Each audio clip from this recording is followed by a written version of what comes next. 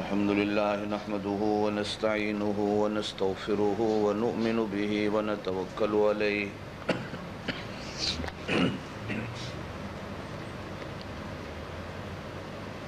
ونعوذ بالله من شرور أنفسنا ومن سيئات أعمالنا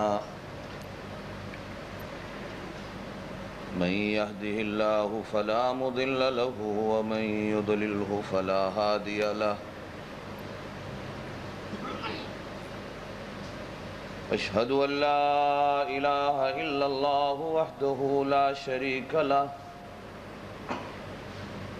وأشهد أن سيدنا وسندنا ومولانا محمدا عبده ورسوله أما بعد فقد قال الله تبارك وتعالى في كلام المجيد والفرقان الحميد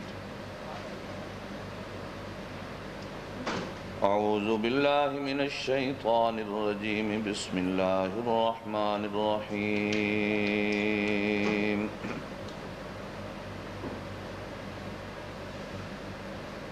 أذن للذين يقاتلون بأنهم ظلموا وإن الله على نصرهم لقدير الذين أخرجوا من ديارهم بغير حق إلا أن يقولوا ربنا الله ولولا دفع الله الناس بعضهم ببعض لهدمت صوامع وبيع وصلوات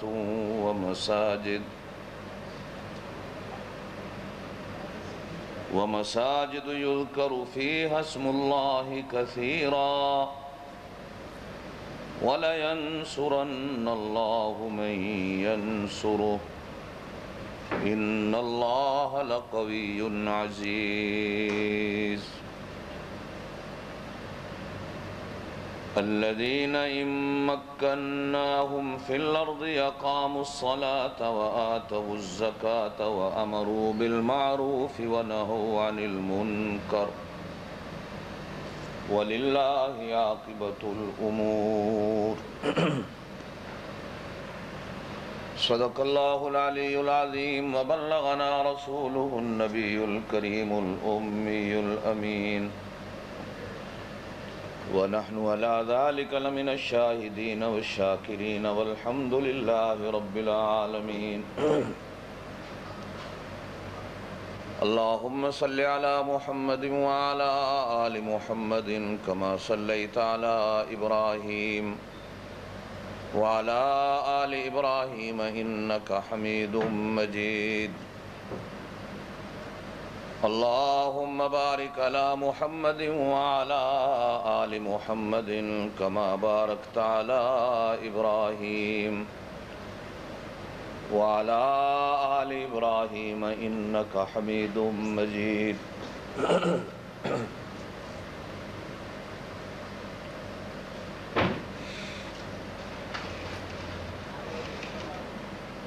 اللہ رب العزت نے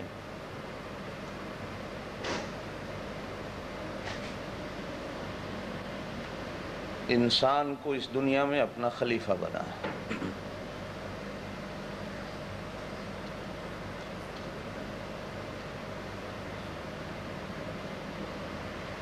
خلیفے کے ذمے دو کام ہوتے ہیں۔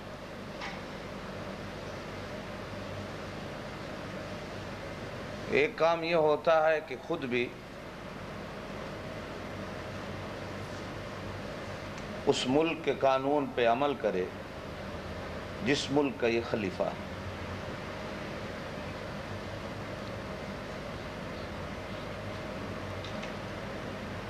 اور دوسرا کام یہ ہوتا ہے کہ دوسروں کو بھی قانون کی پاسداری سکھائے۔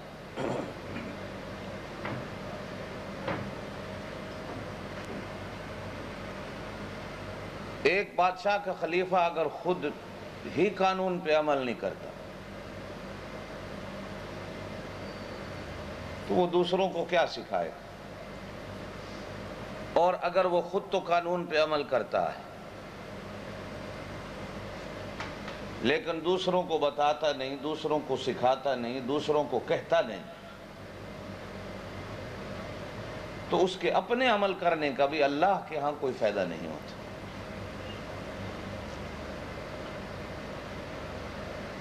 اس لیے اسلام نے مسلمانوں کی حکومت کے لیے خلافت کو چنا۔ اسلامی قانون کے اندر نہ تو کوئی بادشاہت ہے، نہ ہی کوئی ڈیموکریسی الیکشن ہے، وزیر اعظم ہے، نہ ہی کوئی صدر ہے۔ اسلامی قانون کے اندر خلافت رکھی گئی۔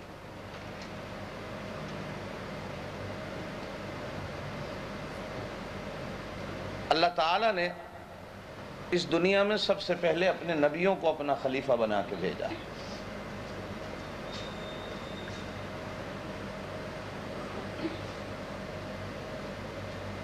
اور اللہ تعالیٰ نے بعض نبیوں کو حکومتیں بھی دی،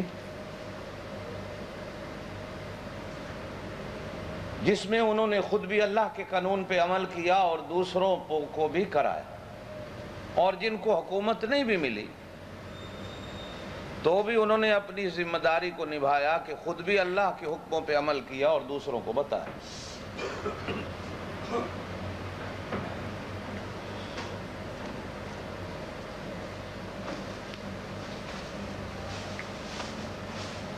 حضور علیہ السلام نے خود بھی اپنی امت میں خلافت کو پسند فرمایا۔ یہ جو آج کل ہمارے چاہے اسلامی ملک ہوں جن میں بادشاہت ہو، یا اسلامی ملکوں میں جن میں یہ الیکشن اور ووٹوں اور انتخابات کا طریقہ ہوتا ہے، یہ سارے کے سارے کفر کے نظام ہیں، اسلام کا نظام نہیں۔ اسلام کا نظام ایک خلافت کا ہے۔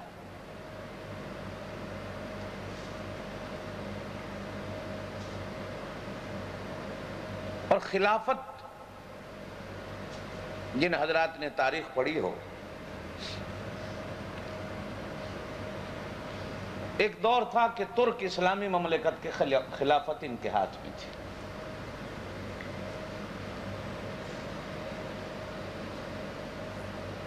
دبئی سے لے کر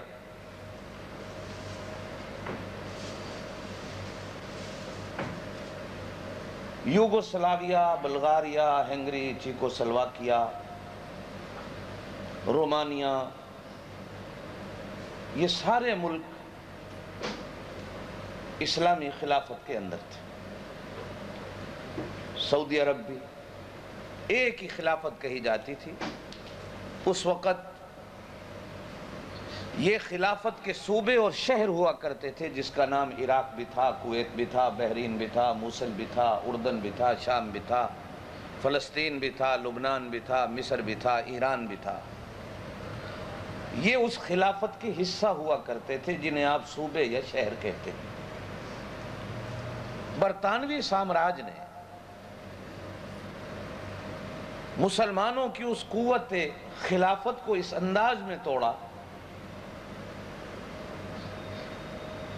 اور اتنے ٹکڑے کیے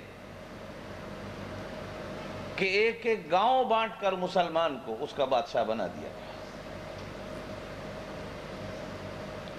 جس سے خلافت پارا پارا ہوئی۔ اور آج تک مسلمان اپنا مشتبہ ہونے کا، جمع ہونے کا کوئی مرکز نہیں بنا سکے، بلکہ کفر نے اس انداز میں لڑایا کہ آج دو سلطنتیں، دو حکومتیں بھی مسلمانوں کی آپس میں مل بیٹھ کر آپ کو کسی بات پر متفق ہوتی نظر نہیں آتی۔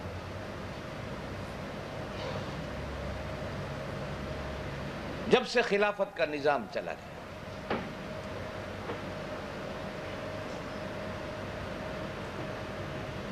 حضور علیہ السلام نے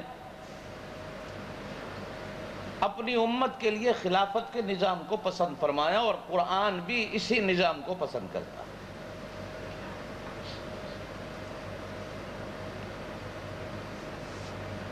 جناب ابو بکر صدیق رضی اللہ تعالیٰ عنہ کو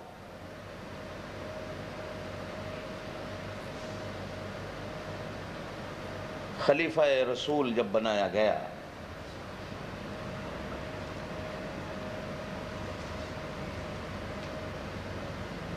کوئی انتخابات نہیں ہوئے، کوئی ووٹنگ سسٹم نہیں تھا، کوئی الیکشن نہیں ہوئے. ہر شہر اور ہر صوبے کی مسجدوں میں وہ لوگ جو دین کو سمجھنے والے، دین کی مسائل سے واقفیت رکھنے والی، جن کی عمریں 40 سال سے زیادہ ہوتی تھی، جو حالات اور واقعات کی نزاکتوں کو سمجھتے تھے، وہ لوگ جمع ہو کر وقت کے خلیفے کی بیعت کرتے تھے.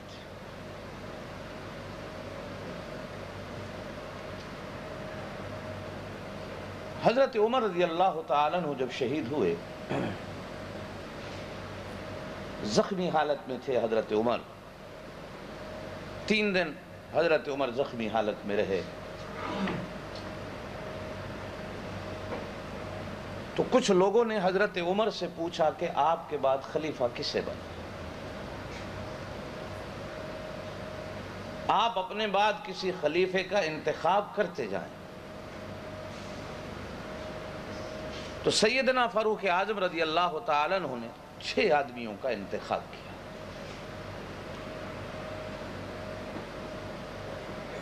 حضرت عثمان، حضرت علی، حضرت عبد الرحمن بن عوف، حضرت طلحہ، حضرت زبیر اور حضرت سعد.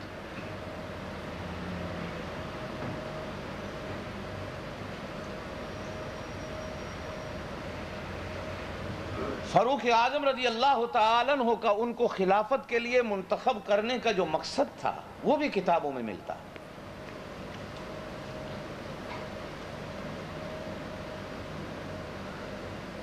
کہ امت میں یہ 6 لوگ ایسے ہیں کہ جن کو حضور علیہ السلام نے اپنی زندگی کے اندر جنت کی خوشخبری دی.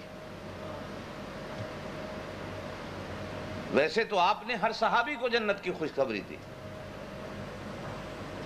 بلکہ اپنے ہر امتی کو جنت کی خوشخبری دی، ہر ایمان والے کو جنت کی خوشخبری دی.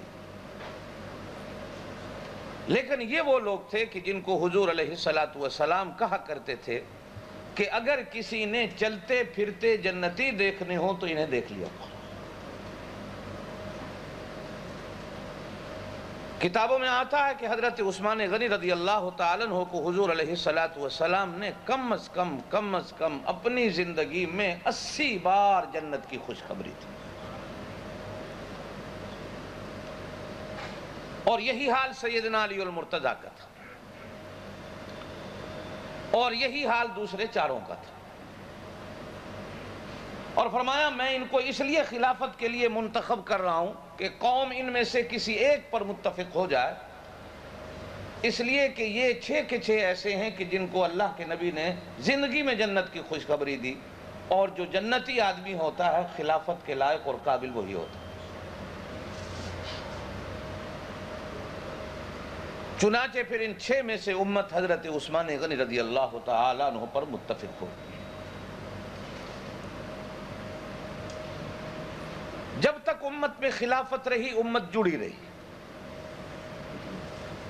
جس دن سے خلافت ٹوٹی، امت ٹوٹ گئی.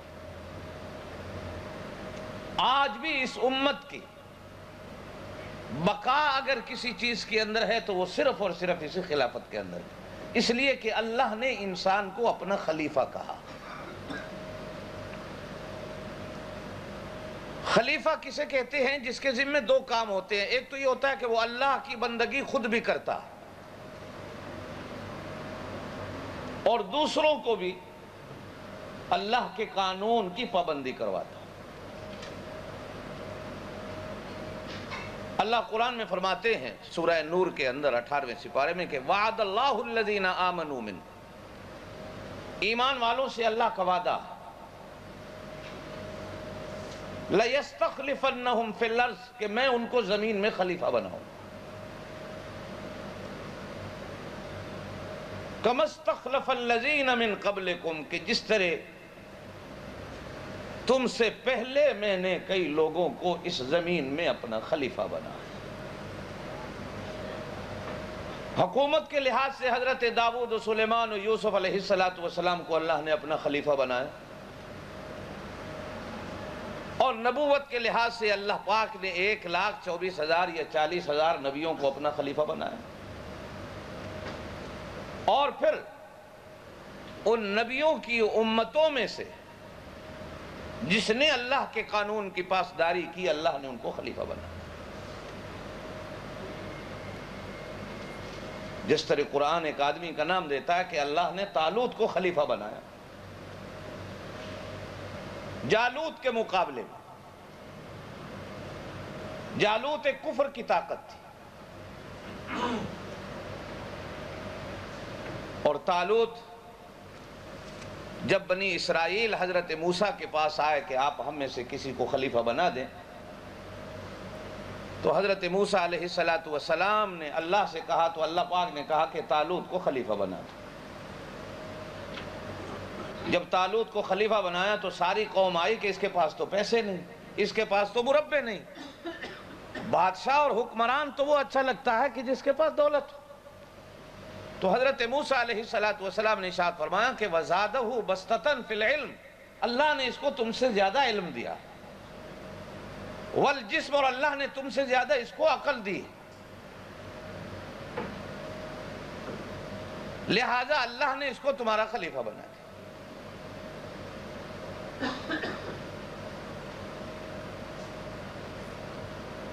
اب جب جالوت کے مقابلہ میں طالوت اپنی فوج کو لے کے چلے بنی اسرائیل کو، تو قرآن کہتا ہے کہ فَلَمَّا فَصَلَ طَالُوتُ بِالْجُنُودِ قَالَ إِنَّ اللَّهَ مُبْتَلِيكُمْ بِنَهَرٍ راستے میں ایک نہر آئی. تو طالوت خلیفہ نے آرڈر کیا کہ فَمَنْ شَرِبَ مِنْهُ فَلَيْسَ مِنِّي پیاس بھی جتنی چاہے مرضی لگی ہوئی ہو، اگر کسی نے اس سے پانی پی لیا تو وہ میرے خلافت سے نکال دیا جائے، اور جس نے اس کا پانی نہ چکھا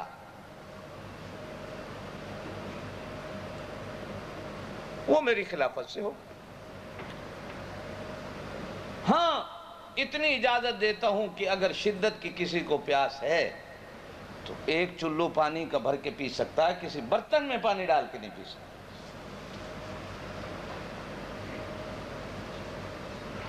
قرآن کہتا ہے کہ جب یہ قوم نہر پہ پہنچی تو ساری کی ساری اپنے اپنے برتن بھرنے لگ گئی کہ راستے میں نہ جانے کیا ہوگا، لڑتے ہوئے نہ جانے پانی نصیب ہوگا کہ نہیں ہوگا. اِلَّا قَلِيلًا مِّنْهُمْ ان میں سے بہت تھوڑے تھے جنہوں نے اپنے خلیفے کی بات کو مانا. اور جب تھوڑے رہ گئے تو تھوڑوں نے مل کر اللہ سے دعا مانگی.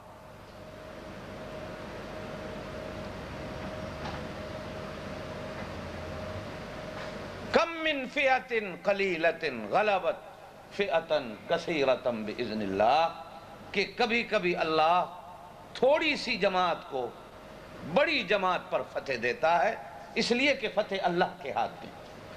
جب کوئی انسان اللہ کے قانون کی پاسداری کرتا ہے اور اپنے خلیفے اور امیر کے حکم کی تابعداری کرتا ہے تو اللہ پاک اس قوم کو فتح دیتا اور اس قوم کو بقا دیتا.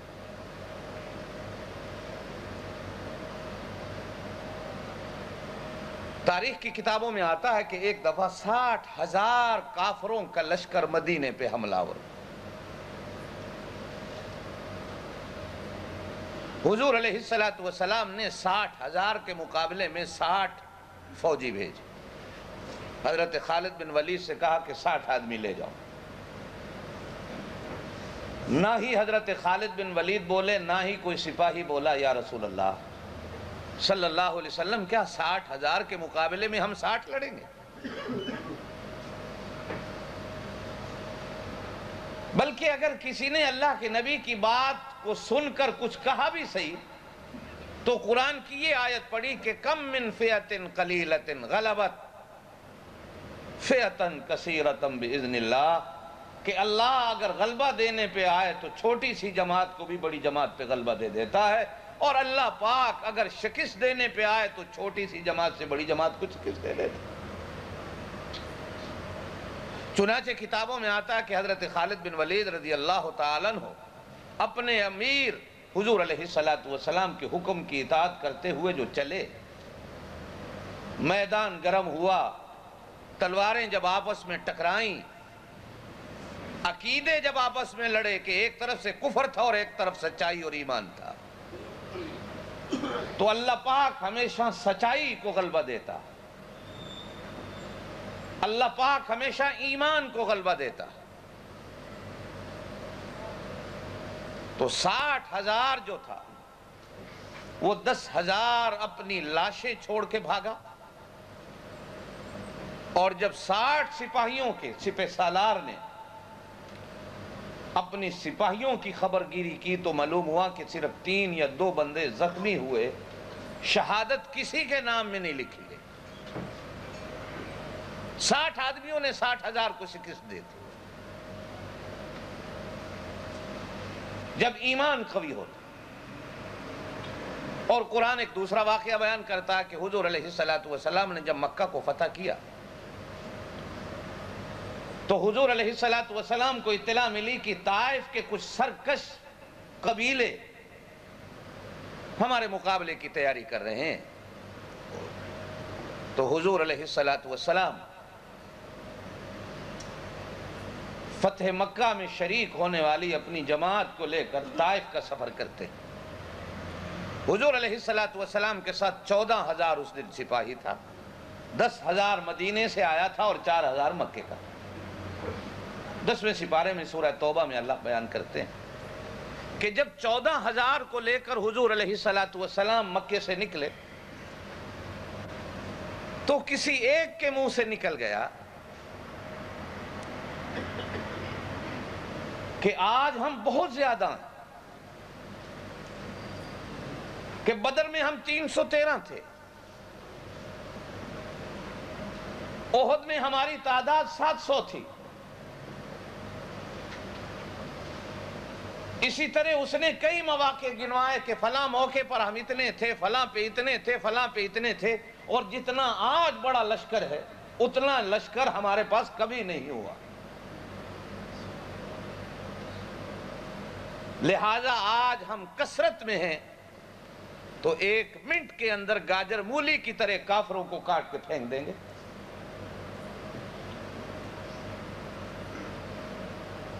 جو ذات فتح اور شکست دیتی ہے،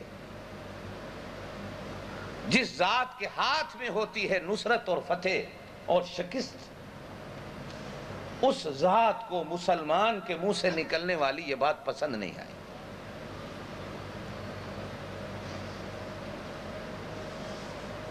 کیونکہ وہ ذات یہ چاہتی تھی کہ ہر بندہ یوں کہے ہم تھوڑے ہوں یا زیادہ،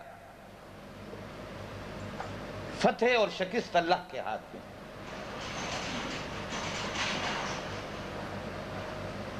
جنگیں کبھی کثرت سے نہیں لڑی جاتی کہ ہم بہت زیادہ ہیں۔ حضور علیہ السلام نے ایک حدیث میں ارشاد فرمایا کہ اگر تم کثرت سے کہو کہ ہم جیت جائیں گے تو کفر تم سے زیادہ ہے کثرت میں، تعداد میں، اس کی فوجیں تم سے زیادہ ہیں۔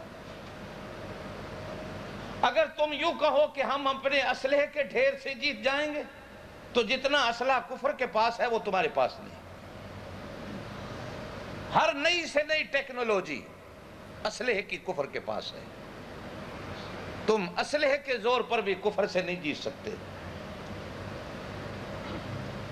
تو پوچھا گیا یا رسول اللہ ہم کس زور سے جیت سکتے ہیں؟ تو اللہ کے نبی صلی اللہ علیہ وسلم نے فرمایا کہ جنگیں ایمان سے جیتی جاتی، یقین سے جیتی جاتی۔ جو قوم، جو فوج اللہ کی ذات پہ ایمان و یقین رکھتی، چاہے وہ تعداد میں قلیل ہی کیوں نہ ہو، اللہ اسے کثیر فوج پر فتح دیتا ہے۔ اور پھر قرآن کئی مثالیں دیتا کہ تم کتنے تھے، ہم نے تمہیں فتح دی، تم بہت تھوڑے تھے، ہم نے تمہیں فتح دی۔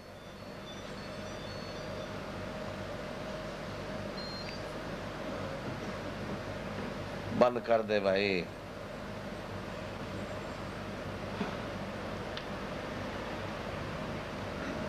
چنانچہ مکے اور طائف کے راستے میں ایک وادی آتی ہے جس کا نام وادی حنین ہے۔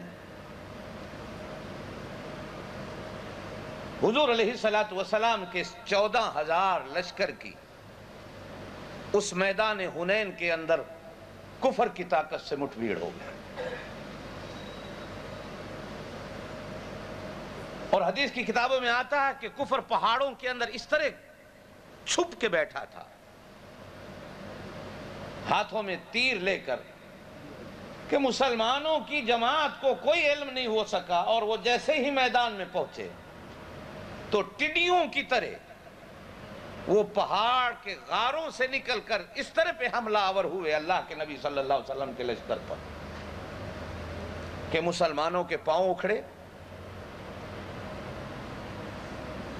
میدان خالی ہوا، ہر کوئی اپنی جان بچانے کو بھاگ رہا ہے، اور حضور علیہ السلام خچر پہ سوار تھے، اور اللہ کے نبی کے ساتھ 5 یا 4 بندے رہ گئے، باقی سارے مسلمان میدان چھوڑ کے بھاگ گئے۔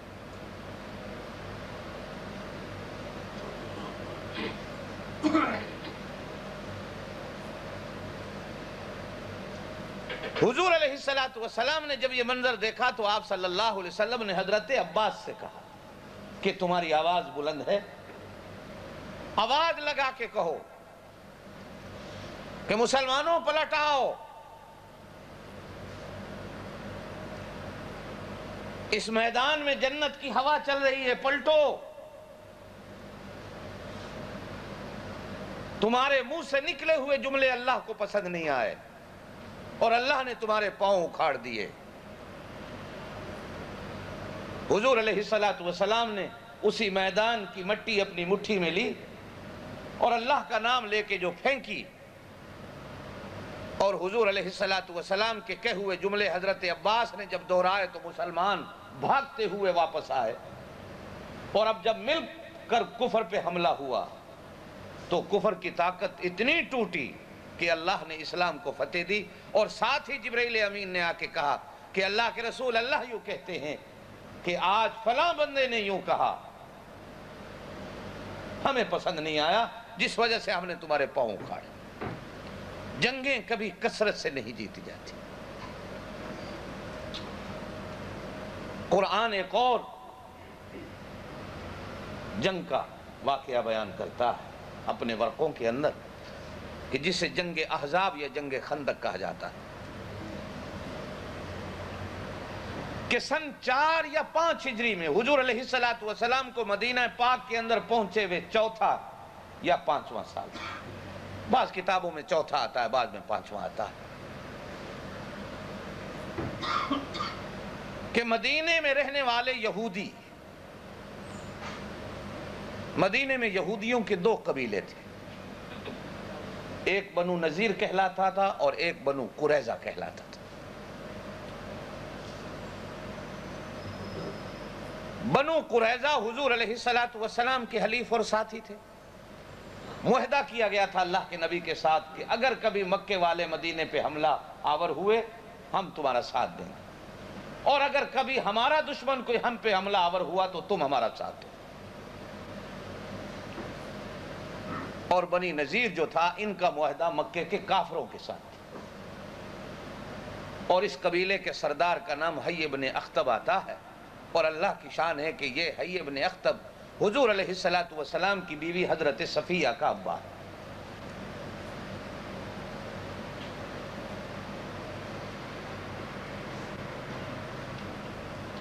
جنگ خیبر میں جب یہودیوں کو شکست ہوئی تو اس کی بیٹی مال غنیمت میں قیدیوں کی صورت میں اللہ کے نبی کے پاس لائی گئی، بعد میں وہ ایمان لے آئی اور اللہ کے نبی صلی اللہ علیہ وسلم نے اس سے نکاح کیا اور وہ اس امت کی ماں بنی۔ یہ حی ابن اخطب، اس کا معاہدہ مکے والوں کے ساتھ،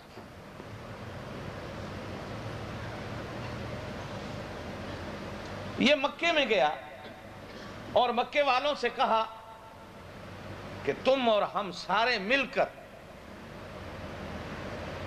ایک مشترکہ فوج بنا کر مدینے پہ حملہ آور ہو اور مسلمانوں کو مارے۔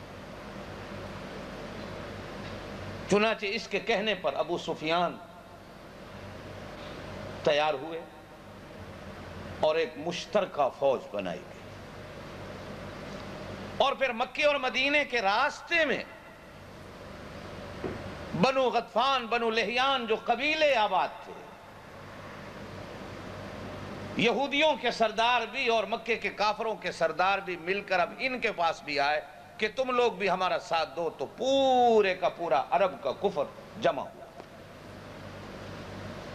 اور کفر یہ منصوبہ لے کر کہ ہم مل کر مدینے کی اینٹ سے اینٹ بجائیں، مدینہ بھی ختم ہو اور مدینے کے اندر اسلام بھی ختم ہو، اور مدینے کے اندر سے ہوا اور آواز اٹھنے والی لا الہ الا اللہ محمد الرسول اللہ، یہ آواز بھی ختم ہو، اور قیامت تک اس دنیا میں کلمہ پڑھنے والا کو نظر رہا ہے۔ پورا کا پورا کفر جمع ہوا۔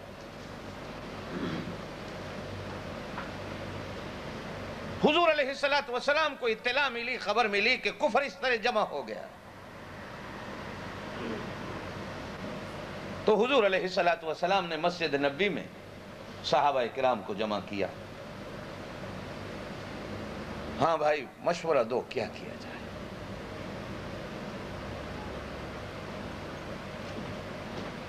تو حضرت سلمان فارسی رضی اللہ تعالیٰ عنہ، ان کو فارسی اس لیے کہا جاتا ہے کہ فارس ایران کا اس وقت نام تھا، یہ وہاں کے رہنے والے تھے، مدینے میں آ کے مسلمان ہوئے۔ تو حضرت سلمان فارسی رضی اللہ تعالیٰ عنہ نے حضور صلی اللہ علیہ وسلم کو مشورہ دیا کہ یا رسول اللہ، کفر بہت طاقت سے حملہ آور ہو رہا ہے، ایسا کیا جائے کہ مدینے کے باہر ایک خندق کھودی جائے، اور وہ خندق اتنی چوڑی اور اتنی گہری اور اتنی لمبی ہو جدھر سے کفر کے حملے کا امکان ہے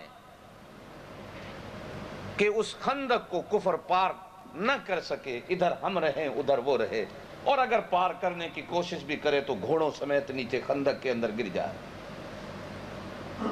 حضور علیہ السلام نے اس بات کو پسند فرمایا، اور 10 آدمیوں کی ایک ایک جماعت بنا کر 10 گز جگہ اللہ کے نبی نے بانٹی۔ فرمایا ایک ایک دن میں 10 آدمیوں کی جماعت 10 گز جو ہے وہ پہاڑی کے اندر خندق کھودیں تاکہ مدینے کی حفاظت کی جا سکے۔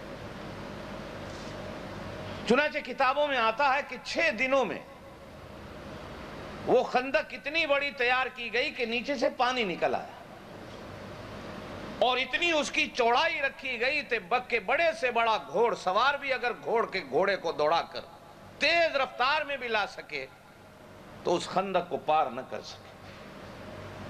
بعض کتابوں میں آتا کہ اللہ کے نبی صلی اللہ علیہ وسلم نے 6 گز کا فاصلہ اس کی چوڑائی کر رکھا، اور مدینے کے باہر 6 میل اس کی لمبائی رکھی گئی۔ اس طرح مدینے کی حفاظت کی گئی، اور حضور علیہ السلام نے صحابہ سے کہا کہ خندق کھودو، اور خندق کھودی گئی، جس میں کتابوں میں آتا ہے کہ اللہ کے نبی صلی اللہ علیہ وسلم خود بھی اوزار لے کر صحابہ کے ساتھ مل کر خندق کھودا کرتے تھے۔ جس طرح کچھ ذمہ دار، کچھ مزدور آدمی مزدوری جب مل کے کرتے ہیں تو مل کے کوئی ترانہ گاتے ہیں، کوئی نعرہ لگاتے ہیں، کوئی آواز بلند کرتے ہیں کہ جس سے سارا ایک زور لگائیں، یا جس طرح آج کل کہا جاتا ہے 1 2 3 مل کے سارا زور لگاتے ہیں 3 پہ آ کر۔ تو حضور علیہ السلام نے بھی صحابہ کو ایک نعرہ دیا کہ تم یوں کہو نحن الذی بایعوا محمدا، کہ اے وادی سن لے، ہم وہ ہیں کہ جنہوں نے محمد کے ہاتھ پہ بیعت کی ہے صلی اللہ علیہ وسلم، اور وہ بیعت ہم نے جینے مرنے کی ہے کہ اس نبی کے ہاتھ پہ جئیں گے اور اس نبی کے ہاتھ پہ مریں گے۔ جب صحابہ یوں کہتے تو ادھر اللہ کے نبی صلی اللہ علیہ وسلم پھر اپنی آواز کو بلند کر کے کہتے کہ اے اللہ میں ان سے راضی ہوں تو ان سے راضی ہو جا، اللہ ان مہاجرین و انصار پہ رحمت بھیج۔ صحابہ کہتے ہیں کہ ہم دیکھتے تھے کہ اللہ کے نبی صلی اللہ علیہ وسلم کا پیٹ مبارک بھی اور قمیض مبارک بھی مٹی سے تر ہوتی، حضور علیہ السلام بھی مزدوروں کے ساتھ مل کر مدینے کی حفاظت کے لیے خندق کھود رہے تھے، حتیٰ کہ صحابہ کی یہ حالت ہو گئی کھانا پینا مل نہیں رہا تھا، تو بھوک کی وجہ سے صحابہ نے پیٹ پہ پتھر باندھے کہ پیٹ وزنی نظر آئے اور ہم خندق کھودنے میں دیر نہ کریں۔ ایک دن صحابہ جمع ہو کر اللہ کے نبی کے پاس آئے اور قمیضیں اٹھا کر دکھائیں کہ اللہ کے نبی ہم نے پیٹوں پہ پتھر باندھے ہیں۔ تو کتابوں میں آتا ہے کہ اللہ کے نبی نے ان کی بات کو سن کر اپنی قمیض کو اٹھایا تو اللہ کے نبی کے پیٹ پر 2 پتھر بندھے نظر آئے۔ اللہ کے نبی نے فرمایا کہ میں بھی تمہاری طرح، لیکن چونکہ ہم نے مدینے کی حفاظت کرنی ہے اور کفر مل کر مدینے پہ حملہ آور ہو رہا ہے، آج اگر ہم اپنے دفاع سے سستی کرتے نظر آتے ہیں تو کہیں ایسا نہ ہو کہ اللہ کی مدد بھی نہ آئے۔ جب مسلمان اپنی حفاظت کا بندوبست کر لیتا ہے تو اللہ کی نصرت اور مدد بھی آتی ہے۔ چنانچہ قرآن کے 21ویں سپارے میں آتا ہے جب خندق تیار ہو گئی اور کفر پورا ایک طرف اور اللہ کے نبی صلی اللہ علیہ وسلم صحابہ کو لے کر ایک طرف بیٹھے، کسی صحابی کا کرتا ہے تو دھوتی نہیں، کسی کی دھوتی ہے تو کرتا نہیں، کسی کی پگڑی ہے تو کسی کی پگڑی نہیں، اس نے رسی سر پہ باندھی ہوئی ہے، کسی کے ہاتھ میں تلوار ہے تو کسی کے ہاتھ میں کھجور کے درخت کی ٹہنیاں ہیں۔ اللہ کے نبی صلی اللہ علیہ وسلم سب کو لے کے بیٹھے ہوئے ہیں کہ کفر کی طاقت حملہ آور ہوئی۔ بعض کتابوں میں آتا ہے کہ 20 دن گزر گئے، کفر اس خندق کو پار نہ کر سکا۔ آخر چلتے چلتے کسی جگہ سے ان کے گھوڑ سواروں کو کہیں سے چھوٹی خندق نظر آئی تو انہوں نے گھوڑے جو آگے بڑھائے تو پھر مسلمانوں کی تلواروں کا نشانہ بنے تو واپس پلٹے۔ جب 20 دن گزر گئے تو وہاں ایک مسجد ہے، آج بھی موجود ہے، جس کو مسجد فتح کہا جاتا ہے۔ بعض کتابوں میں آتا ہے کہ اللہ کے نبی نے کھڑے ہو کر وہاں دعائے مدد اللہ سے مانگی، کہ اس طرح مانگی کہ حضور علیہ السلام کے ہاتھ اتنے بلند ہوئے کہ صحابہ کہتے ہیں کہ ہم حضور صلی اللہ علیہ وسلم کی بغلوں کو بھی دیکھ رہے تھے کہ اللہ کے نبی کے ہاتھ اس طرح بلند تھے، کبھی یہاں اٹھے کبھی یہاں اٹھے، یہاں تھکے تو ادھر ہو گئے، کہ اللہ آج پورے کا پورا کفر اسلام کے مقابلے میں کھڑا ہو گیا، اور مدد و نصرت صرف تیری طرف سے آتی، اگر تو ہمیں فتح دے تو بھی تیری طرف سے، اگر شکست دے وہ بھی تیری طرف سے ہوگی۔ نہ ہمیں اپنی کثرت پہ گھمنڈ ہے، نہ ہمیں اپنی اس خندق پہ گھمنڈ ہے، نہ ہمارے پاس اسلحہ ہے، ہم صرف تیری مدد و نصرت پہ یقین و ایمان رکھتے ہیں۔ تو قرآن یوں کہتا ہے کہ اللہ پاک نے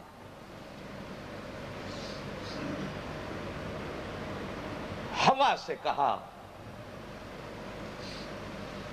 کہ اتنی تیز چلو کہ آندھی بن جاؤ، اور ایسی آندھی بن جاؤ کہ ان کے گھوڑوں کے منہ مڑ جائیں، ان کے خیمے اکھڑ جائیں، ان کے وہ سالن پکے ہوئے مٹی سے ان کے دیگچے بھر جائیں، ان کے منہ ناک اور آنکھ مٹی سے بھر جائیں۔ ہوا جو اللہ کے حکم سے چلی تو قرآن یوں کہتا ہے کہ ان کے خیمے اکھڑے، فوجیں تتر بتر ہوئیں، گھوڑے اور اونٹ بھاگ گئے، جدھر جس کا منہ آیا ادھر کو ہو نکلا، اور ابو سفیان کی آواز میدان میں گونج رہی تھی کہ آج اس ہوا نے ہمیں کہیں کا نہ چھوڑا، لہذا چلو بگل بجاؤ اور نکل چلو، کہیں یہ آندھی اور طوفان ہمیں لقمہ بنا کے۔ چنانچہ سارے کی سارے کفر کی طاقت ٹوٹی، اور جب یہ بھاگے تو حضور علیہ السلام نے اعلان کیا کہ آج کفر کی طاقت اللہ نے ایسی توڑی کہ اب کفر کو ہمارے اوپر حملے کی جرت نہیں ہو سکتی۔ اسلام جہاد کی جہاں کئی اور چیزیں اور صورتیں بیان کرتا ہے، دو صورتیں علی اعلان بیان کرتا ہے۔ ایک جہاد کی صورت ہوتی ہے کہ اپنا دفاع کرو جب کفر تم پہ چڑھائے۔ 17ویں سپارے میں آتا ہے اذن للذین یقاتلون بانہم ظلموا، اللہ اجازت دیتا ہے، اللہ حکم دیتا ہے ان لوگوں کو کہ وہ لڑیں جن پہ ظلم کیا جا رہا ہے۔ وَإِنَّ اللَّهَ عَلَىٰ نَصْرِهِمْ لَقَدِيرٌ، مدد کی طاقت اور قدرت اللہ کے ہاتھ میں آئی۔ اور اللہ دیکھ الَّذِينَ اُخْرِجُوا مِن دِيَارِهِمْ بِغَيْرِ حَقٍّ، کہ جن لوگوں کو بغیر کسی قصور کے ان کے گھروں سے نکالا جا رہا ہے، ان کا کوئی قصور نہیں۔ اللہ خود کہتے ہیں کہ ہاں ایک قصور ہے ان کا، اور وہ قصور یہ ہے کہ إِلَّا أَن يَقُولُوا رَبُّنَا اللَّهُ، وہ یوں کہتے ہیں کہ ہمارا رب اللہ، اور ان کا کوئی قصور نہیں۔ صرف ان کا قصور یہ ہے کہ یہ اللہ کی وحدانیت پر ایمان و یقین رکھتے ہیں، اللہ کو اپنا رب مانتے ہیں اور اللہ کو اپنا معبود مانتے ہیں۔ فرمایا نکلو اور اب اپنا دفاع کرو، جس طرح حضور علیہ السلام نے میدان احد میں، میدان بدر میں اور اس غزوہ خندق میں مدینے کا دفاع کیا۔ لوگ کہتے ہیں کہ اسلام تلوار سے پھیلا، اسلام کبھی تلوار سے نہیں آیا، اور تلوار والی قبولیت کو قرآن اسلام اور ایمان کہتا ہی نہیں۔ اسلام اور ایمان تو قرآن اسے کہتا ہے کہ اقرار باللسان و تصدیق بالقلب، کہ جو دل سے تصدیق کی جائے، تلوار سے نہیں۔ 13 سال تک حضور علیہ السلام نے مکے میں زندگی کو گزارا، کفر نے ہر طرف سے تکلیفیں دی، اللہ نے کہا سہتے رہو، تلوار نہیں اٹھاؤ، برداشت کرو، صبر کرو۔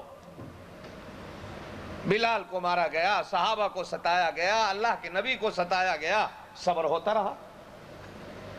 جب اللہ کے نبی مدینے پہنچے اور مدینے میں ایک اسلامی سلطنت کی بنیاد رکھی اور کفر کو وہ پسند نہ آئی، اور کفر کبھی پسند نہیں کرتا، یہ اس کی فطرت میں ہے۔ میرے دوستوں اور بزرگوں، بوسنیا، جسے بوسنیا کہا جاتا ہے، یورپ کے سینے پر ایک اسلامی سلطنت پروان چڑھ رہی تھی، اور وہ بھی چھوٹی سی۔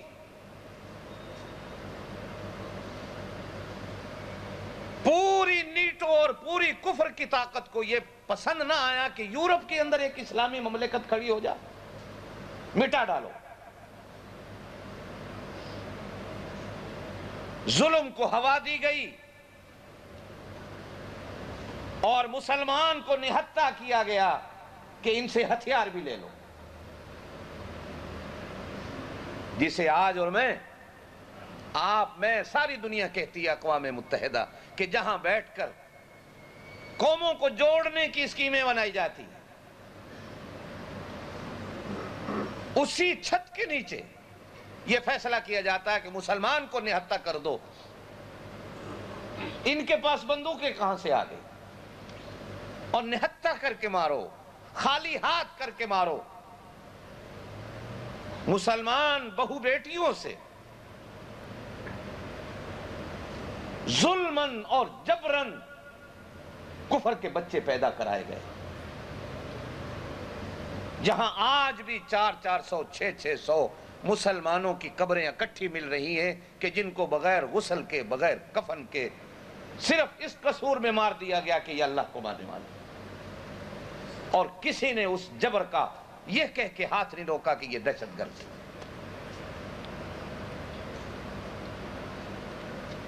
یہ آج سے نہیں، ہمیشہ سے کفر کا ذہن یہ ہے کہ اسلام پنپنے نہ پائے اور اسلام فروغ نہ پائے۔ حضور والسلام نے ہمیشہ اپنا دفاع کیا، اور پھر جب دفاع سے بھی کام بنتا ہوا نظر نہ آیا تو اب اللہ نے کہا میرا نبی اب نکلو،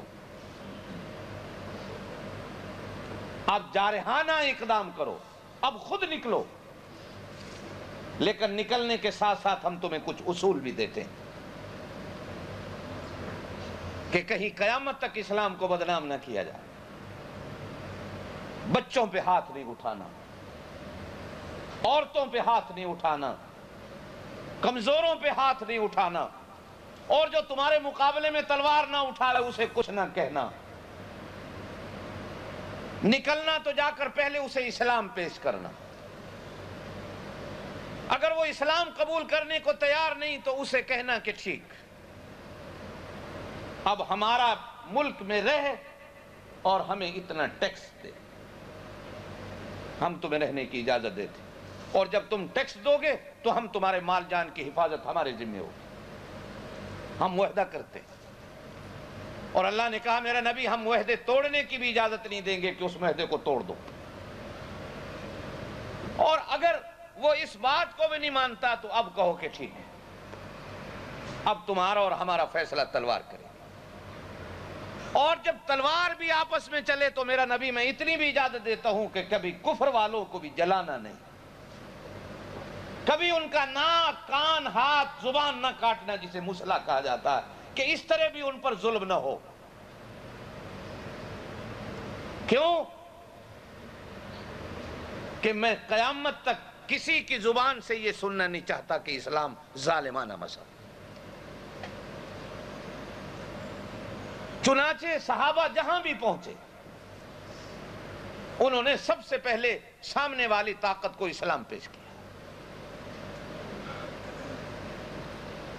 اگر اس نے اسلام کو قبول نہیں کیا تو کہا گیا کہ ٹھیک ہے اب غلامانہ زندگی کو قبول کرو۔ اگر اس نے اسے بھی قبول نہیں کیا تو پھر اسے تلوار کی دعوت دی۔ میرے دوست اور بزرگوں، جنگ بدر آپ اگر کبھی تاریخ کی نظروں میں دیکھیں تو یہ مدینے کے قریب ہے، مکے سے 300 میل کے فاصلے پر ہے۔ معلوم ہوتا ہے کہ وہ 300 میل کا سفر کر کے مدینے کی طرف آئے اور اللہ کے نبی نے اپنا دفاع کیا۔ احد مدینے کے اندر ہے اور کفر مکے سے 400 میل کا فاصلہ کر کے مدینے پہ حملہ آور ہوتا ہے اور اللہ کے نبی اپنا مدینے میں دفاع کرتے۔ غزوہ خندق اور غزوہ احزاب جہاں ہوئی ہے مدینے میں، اور کفر وہاں سے نکلا مدینے کو مٹانے کے لیے، تو اللہ کے نبی صلی اللہ علیہ وسلم مدینے کا دفاع کرتے۔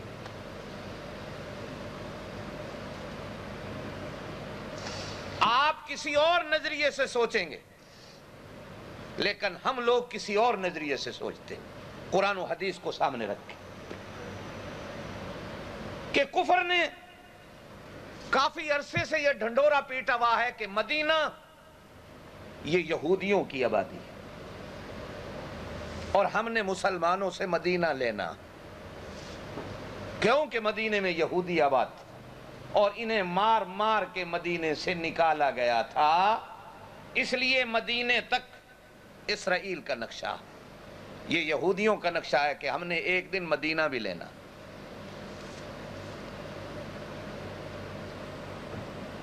آج کل آپ اگر نقشہ دیکھیں ترکی میں بھی کفر کا اڈا ہے، قبرص میں بھی کفر کی طاقت جمع ہے، لبنان میں بھی کفر کی طاقت کے پاس اڈے ہیں،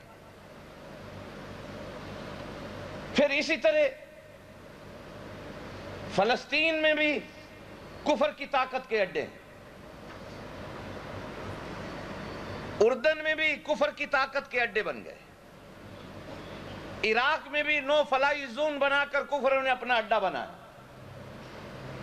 سعودی عرب میں اللہ کے ان مقدس گھروں کے قریب کفر کے اڈے بنے، پھر یمن کے اندر کفر کا اڈا، کویت کے اندر کفر کا اڈا بنا، بحرین کے اندر کفر کے اڈے بنے، قطر اور عمان کے اندر کفر کا اڈا بنا، دبئی کے اندر کفر کی طاقتیں جمع ہوئیں، سوڈان اور صومال کے اندر کفر نے اپنے اڈے بنائے کہ اگر ہم کسی وقت اس منصوبے پر عمل کرنا چاہیں کہ مدینہ اس کی حدیں ہماری ہیں اور ہم نے لینا ہے تو ہمیں مدینہ لینے میں دیر نہ ہو. اب وہی کفر آگے بڑھا کہ اور تو کوئی ہمارا راستہ روک نہیں سکتا. دیوانوں کی قوم کے جن کو رات کو سوکھی روٹی کھانے کو ملتی ہے اور جن کی چائے میں چینی نہیں ہوتی، گڑ کھا کے پھر گرم پانی کا گھونٹ بھر لیتے،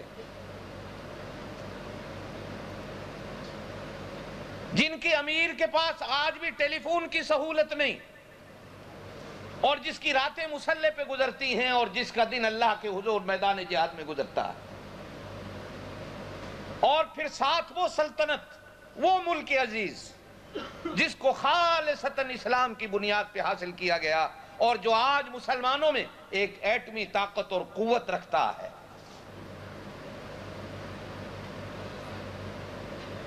کل اگر ہم مدینے پہ حملہ آور ہوتے ہیں تو یہ طاقت کہیں ہمارے راستے میں رکاوٹ نہ بنے.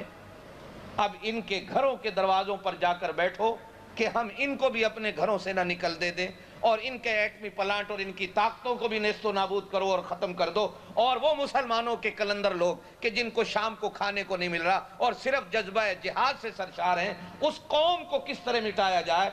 ورنہ تکلیف ہوتی تو صرف ایک قوم کو ہوتی کہ جس قوم کا نقصان ہوا. یہ دوسری کفر کی طاقتوں کا کیا نقصان ہوا کہ یہ کیوں آج چیخ پاں ہیں، یہ کیوں شور شرابہ ڈال رہے ہیں، یہ کیوں اس کفر کے ساتھ مل کے کھڑے ہیں. میرے دوست اور بزرگوں، ان کو کیا تکلیف تھی؟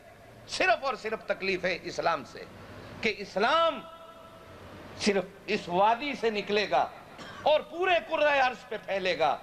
ان کو تو ہم نے قابو کر لیا، جن کے پاس تیل کے سیال پہاڑ ہیں، جن کے پاس بہتی ہوئی تیل کی دولت ہے، یہ تو ہمارے غلام بن گئے.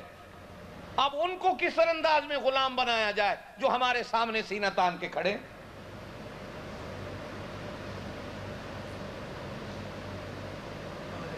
کفر اپنی اس پرانی سازش کو سامنے لا کر صرف اور صرف مسلمان کو اور اسلام کو مٹانا چاہتا. لیکن جب ایمان قوی ہوتا تو جیسے میں نے پہلے قرآن پڑھ کے آپ کو سنایا کہ کثرت سے یا اسلحے کے زور پر جنگیں نہیں جیتی جاتی، جنگیں ایمان اور یقین کے زور سے جیتی جاتی. ورنہ ان سے پہلے وہ دوسرا، وہ بھی ایک دنیا میں سپر طاقت، کیا نام ہے اس کا؟ اس کو الٹا پڑھو تو کیا بنتا؟ ذرا اس کو الٹا پڑھو، زور سے بولو. کیا وہ سپر طاقت نہیں تھا؟ اور اپنے آپ دعویٰ رکھتا تھا کہ میں سپر طاقت. اللہ پاک نے کس طرح اس کی گردن جھکائی اور کس طرح اللہ پاک نے اسے ٹکڑے کیا کہ آج اس کے فوجی روٹی کھانے کو محتاج ہیں، کھانے کو روٹی نہیں مل رہی. آج اس ملک کے اندر ڈبل روٹی لینے کے لیے لینے بنی کھڑی. اللہ پاک نے اس طرح اس کے غرور کر سب کچھ لا.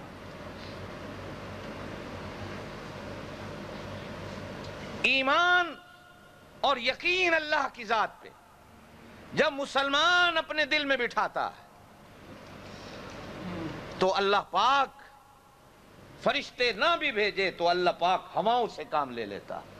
اللہ ہواؤں سے کام نہ لے، اللہ چیونٹیوں سے کام لے لیتا ہے. اللہ چیونٹیوں سے کام نہ لے، اللہ چڑیوں سے کام لے لیتا ہے. چڑیوں سے کام نہ لے تو اللہ پہاڑوں سے کام لے لیتا ہے. یہ اللہ کے ہاتھ میں سب کچھ ہے. ہاں شرط یہ ہے ان تنصروا اللہ ینصرکم، تم اللہ کی مدد کرو اللہ تمہاری مدد کرے. ہم اللہ کی کس طرح مدد کریں؟ حدیث میں فرمایا گیا قیامت کے دن اللہ اپنے بندوں سے کہے گا میں بھوکا تھا، تم نے مجھے کھانا نہیں کھلایا. بندے حیران ہو کے کہیں گے اللہ تو کھانے پینے سے پاک ہے، ہم کس طرح تجھے کھانا کھلاتے؟ تو اللہ فرمائیں گے ان تنصروا اللہ، اگر تم میرے کسی غریب بندے کو کھانا کھلا دیتے، اس کی مدد کرتے تو گویا تم اپنے اللہ کی مدد کر رہے تھے. اللہ کہیں گے میں ننگا تھا، تم نے مجھے کپڑا نہیں پہنایا. بندہ کہے گا اللہ تو لباس سے پاک ہے، اللہ کہے گا فلاں میرا بندہ میرا نام لینے والا ننگا تھا، اگر تو اسے کپڑا پہنا دیتا تو یہ تو اللہ کی مدد کر رہا، اگر تو اس کے دکھ درد میں کام آ جاتا تو یہ تو اللہ کی مدد کر رہا تھا۔ ان تنصر اللہ ینصرکم، جب تم اللہ کی مدد کرو گے اللہ تمہاری مدد کرے گا۔ وَيُثَبِّتْ أَقْدَامَكُمْ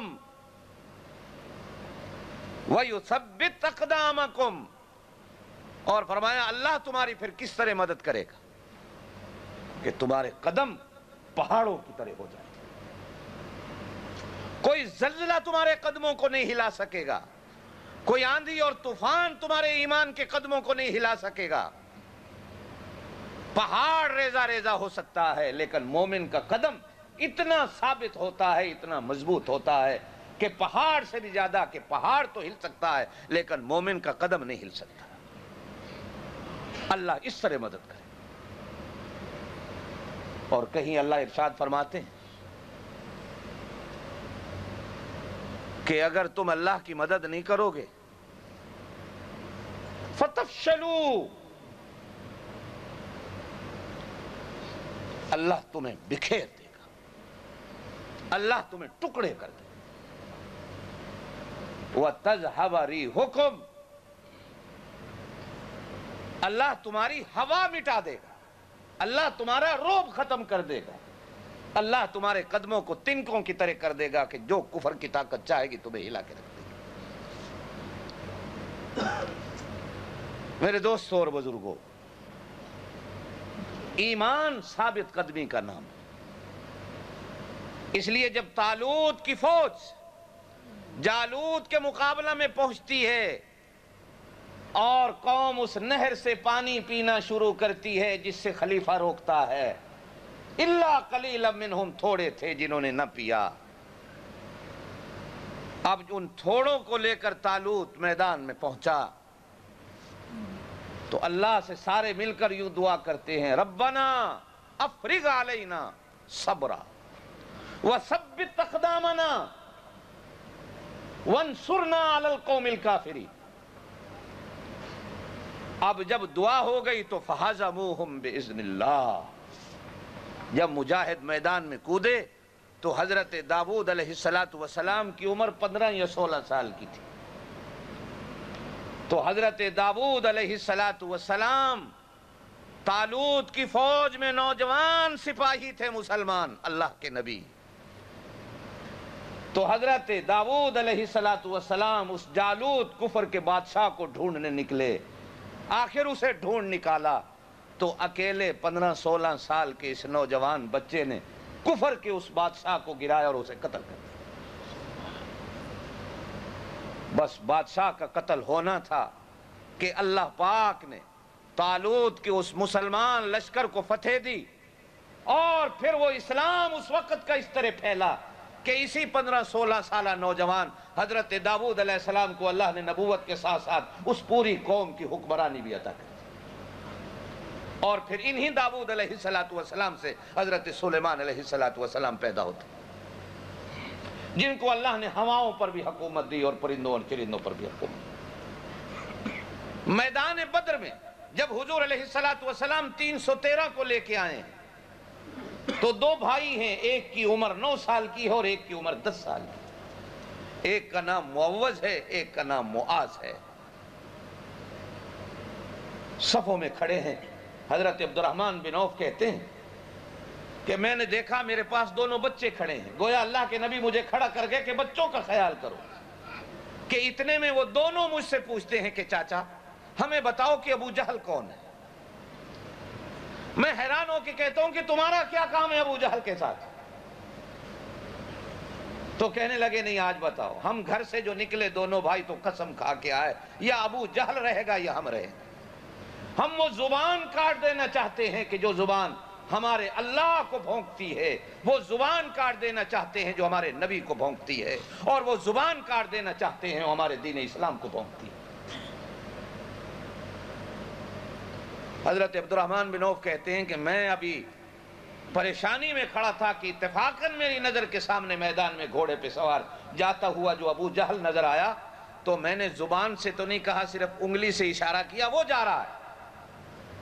فرمایا میری انگلی ابھی نیچے نہیں ہوئی تھی، میں نے جو دیکھا تو باز کی طرح دونوں بچے اس طرح جھپٹے اس کے گھوڑے پر کہ دونوں نے اسے گھوڑے سے نیچے گرایا اور اس کے سینے پہ چڑھ بیٹھے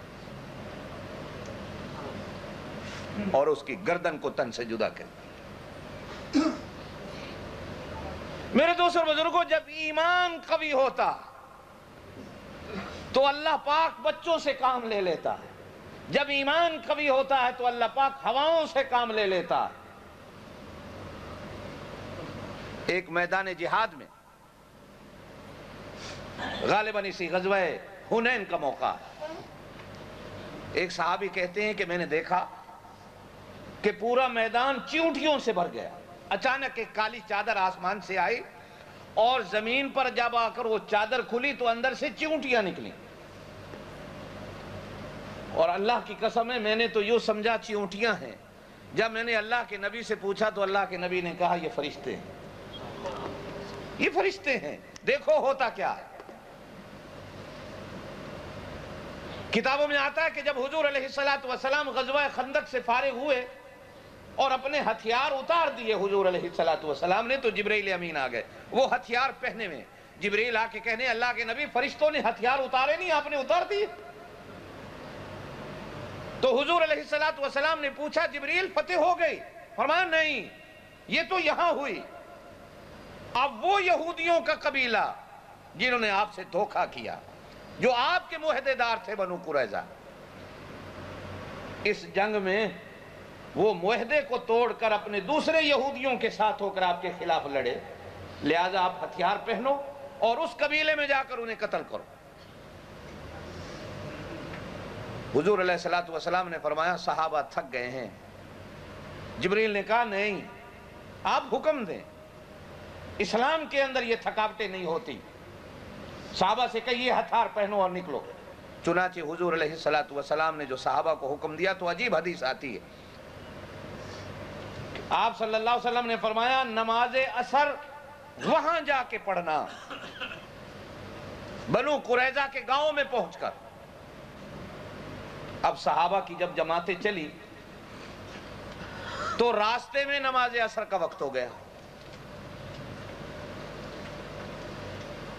اب صحابہ کی دو جماعتیں، دو خیال ہو گئے، ایک کہنے لگے کہ بھائی نماز کا وقت ہو گیا یہاں پڑھ لیں، لیکن کچھ صحابہ نے کہا نہیں، اللہ کے نبی نے کہا ہے کہ عصر وہاں جا کے پڑھنی۔ پہلے والوں نے کہا کہ اللہ کے نبی کے کہنے کا مقصد یہ تھا کہ اتنا تیز چلو کہ تمہیں وہاں جا کر وقت ہو، لیکن اب چونکہ وقت یہاں ہو گیا تو نماز پڑھو۔ لہٰذا کچھ لوگوں نے راستے میں نماز پڑھ لی اور کچھ لوگوں نے کہا کہ نہیں ہم نہیں پڑھتے، ہم تو اللہ کے نبی کے حکم پہ عمل کریں گے، وہاں جا کے پڑھیں گے۔ انہوں نے عصر جا کے وہاں پڑھی، سورج غروب ہونے والا تھا۔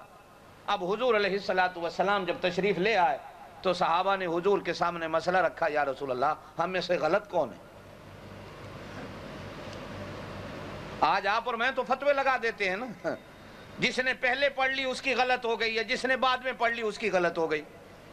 میں سچا ہوں میں پہلے وقت میں پڑھتا ہوں، میں سچا ہوں میں آخر وقت میں پڑھتا ہوں۔ حضور علیہ السلام نے فرمایا تم دونوں سچے ہو، جنہوں نے ادا کر لی وہ بھی سچے، اس لیے کہ انہوں نے یہ سمجھا کہ میرے کہنے کا مقصد یہ تھا کہ تیز چلو وہاں جا کر تمہیں وقت عصر ہو، اور دوسروں نے بھی میرے حکم پر عمل کیا، وہ یوں سمجھے کہ میرے کہنے کا مقصد یہ تھا کہ وقت راستے میں ہو یا نہ ہو تم نے عصر وہاں جا کے پڑھنی۔ اللہ کے نبی نے دونوں کو شاباش دی، اور صحابہ نے ایک دوسرے پر کفر کا فتویٰ نہیں لگایا، تو نے پہلے وقت میں پڑھ لی تو تو کافر ہو گیا، اور تو نے آخر وقت میں پڑھ لی تو تو کافر ہو گیا، جس طرح آج کل ہمارے ہاں۔ چنانچہ حضور السلام نے بنو قریظہ جو تھے وہ ایک قلعے میں بند ہو گئے، تو حضور علیہ السلام نے اس قلعے کا محاصرہ کیا، حضرت خالد بن ولید کو دے کے چلے آئے، 1 مہینے تک محاصرہ رہا۔ آخر انہوں نے ہتھیار ڈالے، اور جب ہتھیار ڈالے تو اللہ کے نبی صلی اللہ علیہ وسلم کو آ کر جبریل نے کہا کہ ان سے کہو یہ مدینہ چھوڑ کے اب نکل جاؤ۔ مدینہ چھوڑ کے انہیں نکال دیا گیا تو اللہ کے نبی نے یوں کہا اخرج الیہود من جزیرۃ العرب، اب عرب کی دھرتی پر یہودی نہیں رہ سکتا، قیامت آ سکتی ہے، یہودی نہیں رہ سکتا، اسے نکالو۔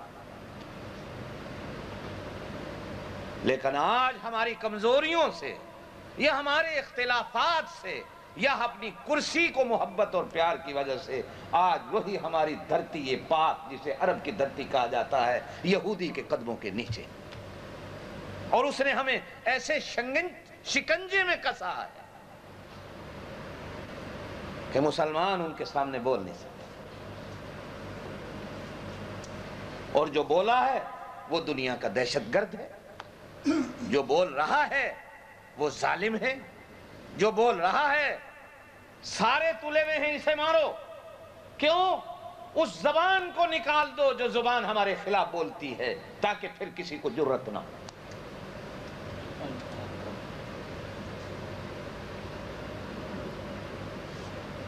حضور علیہ السلام نے ارشاد فرمایا کہ ایک وقت آئے گا کہ اگر یہ یہودی کسی پلر کے پیچھے بھی چھپے گا تو پلر کے اندر سے آواز آئے گی ادھر یہودی کھڑا ہے، کسی پہاڑ میں چھپے گا تو پہاڑ بولے گا ادھر چھپا ہوا ہے، کسی غار میں چھپے گا تو غار سے آواز آئے گی ادھر چھپا ہوا ہے، مارو اس کو۔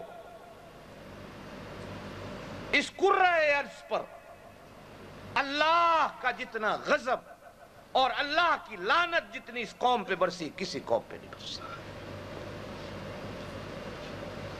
اور آج یہ ملعون قوم، اللہ کی لعنت والی قوم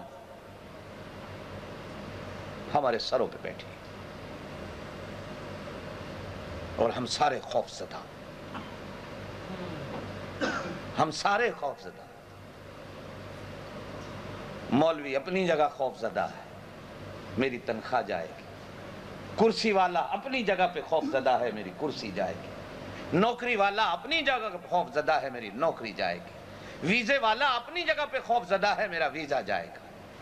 میرے دوستوں اور بزرگوں، یہ ساری کی ساری چیزیں آنی اور جانی ہیں۔ اللہ کا نام رہے گا تو تمہارا نام رہے گا، جب اللہ کا نام نہیں رہے گا تو تم نہیں رہو۔ فرمایا یا ایھا الذین آمنوا، ایمان والو نکلو، انفروا خفافا وثقالا، ہلکے ہو بھاری ہو، جیب میں پیسہ ہے نہیں ہے، کپڑے ہیں نہیں ہیں، ذمہ داریاں ہیں نہیں ہیں، نکلو۔ یہ کپڑے تمہیں روک لیں گے، یہ دولتیں تمہاری زنجیریں بن جائیں گی پاؤں کی، بیوی بچے زنجیریں بن جائیں گی پاؤں کی۔ وہ بھی تو تھے، ان کے بھی بیوی بچے تھے، ان کی بھی جاگیریں تھیں، ان کی بھی کوٹھیاں بنگلے تھے، لیکن اللہ کے نبی کے حکم پر رات ایک دن شادی ہوئی ہے، رات کو پہلی رات ہے اپنی بیوی کے ساتھ شب زفاف منانے والا دولہا، اور ادھر سے اللہ کے نبی کی آواز آتی ہے جوانوں اللہ کو تمہاری جوانی چاہیے۔ بیوی کو چھوڑتا ہے، کرتا نہیں پہن سکا، دھوتی پہنے میں ہے، نہایا نہیں، اسی طرح تلوار اٹھائی۔ بیوی نے کہا بھی صحیح کرتا پہن لو، کہنے لگا کرتا پہنوں گا تو دیر ہو جائے، نہا لو، کہنے لگا نہاؤں گا تو دیر ہو جائے گی، کہیں اللہ کے نبی کے حکم کی نافرمانی نہ ہو جائے۔ اس لیے کہ اللہ بھی قرآن میں کہتا ہے نکلو، جب اللہ آواز دے نکلو، خفافا وثقالا، ہلکے ہو یا بھاری۔ اسی طرح گیا، تلوار چلاتا چلاتا شہید ہو گیا۔ اللہ نے آسمان سے فرشتوں کو اتارا، جاؤ میرے اس محبوب بندے کی لاش کو، میت کو اٹھا کے آسمانوں پہ لاؤ، اور آسمانوں پہ لا کے رکھ کے جنت کے پانی سے غسل دے دو۔ ہمیں اور تمہیں تو پتہ نہیں کفن بھی نصیب ہوگا کہ نہیں ہوگا، اور پتہ نہیں کہاں کا بنا نصیب ہوگا۔ فرمایا کہ اس کو جنت کے لباسوں کا کفن پہنا دے اور جاؤ اب اٹھا کر وہیں رکھاؤ۔ حضور علیہ الصلوۃ والسلام فتح کے بعد شہیدوں کو دیکھتے دیکھتے جب اس شہید کے پاس پہنچے تو زلفوں سے پانی ٹپک رہا تھا، کفن پہنے میں ہیں، غسل سے جسم بھرا ہوا ہے، خوشبوؤں کی مہک اٹھ رہی ہے۔ جبرائیل امین پاس کھڑے ہیں، اللہ کے نبی پوچھتے ہیں جبرائیل یہ کیا ہوا؟ جبرائیل عرض کرتے ہیں کہ اللہ کے فرشتوں نے اسے غسل دے دیا۔ کہاں دیا؟ کہا آسمانوں پہ دیا۔ کفن کہاں سے آیا؟ کہ جنت کے لباسوں کا آیا۔ حضور علیہ الصلوۃ والسلام پوچھتے ہیں کہ اس کی نیکی کیا ہے؟ عرض کی کہ اس کی بیوی سے جا کے پوچھیں۔ حضور علیہ الصلوۃ والسلام اپنی اس امتی یا بیٹی کے دروازے پہ آتے ہیں اور دروازہ کھٹکھٹا کے اللہ کا نبی، کون و مکان کا نبی، پوچھتا ہے کہ بیٹی اس کی کیا نیکی تھی؟ عرض کی اللہ کے نبی اور تو میں نے کچھ نہیں دیکھا، یہ دیکھا غسل فرض تھا لیکن آپ کے حکم پر جان دینے کو نکلا۔ حضور علیہ الصلوۃ والسلام نے فرمایا یہ وہ ہے بندہ کہ واقعی اس قابل ہے کہ جو اللہ اور اس کے رسول کے حکم کی فرمانبرداری کرتا ہے، اللہ اس کے ساتھ ایسا ہی کرتا ہے کہ اللہ اس فرشتوں سے غسل دلواتا ہے۔ اور قرآن کہتا ہے کہ شہید زندہ ہوتا ہے۔ میرے دوستوں اور بزرگوں، جہاد ظلم کا نام نہیں، جہاد دہشت گردی کا نام نہیں۔ دہشت گردی اسے کہا جاتا ہے ناجائز کسی کو مارا جائے، ناجائز کسی پہ ظلم کیا جائے۔ ہم بھی اس کی مخالفت کرتے ہیں اور اسلام بھی اس کی مخالفت کرتا ہے۔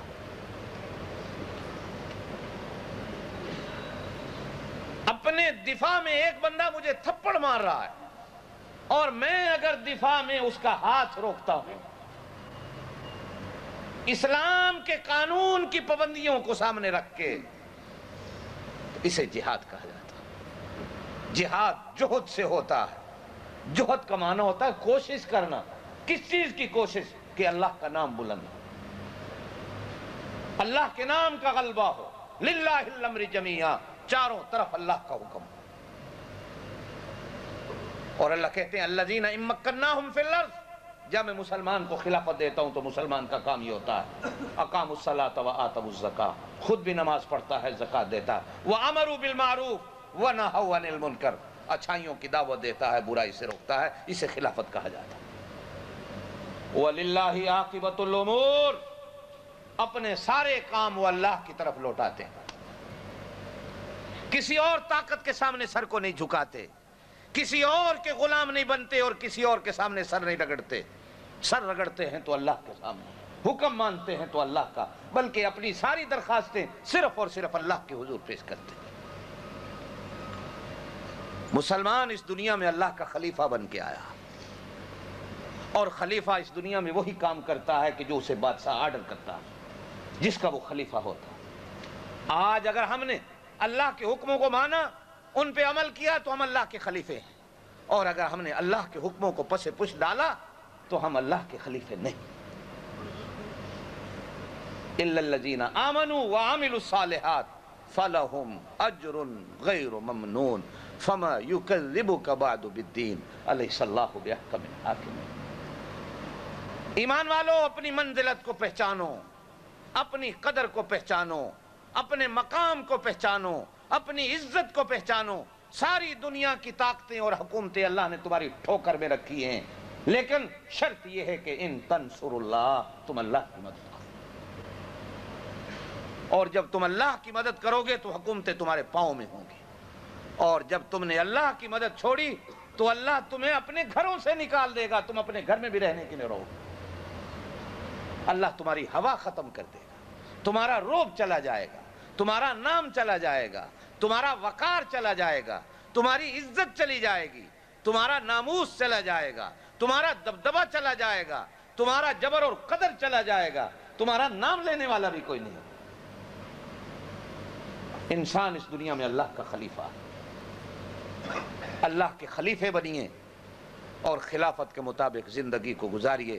اللہ آپ کو اور مجھے عمل کی توفیق نصیب فرمائے۔ وآخر دعوانا ان الحمدللہ رب العالمین۔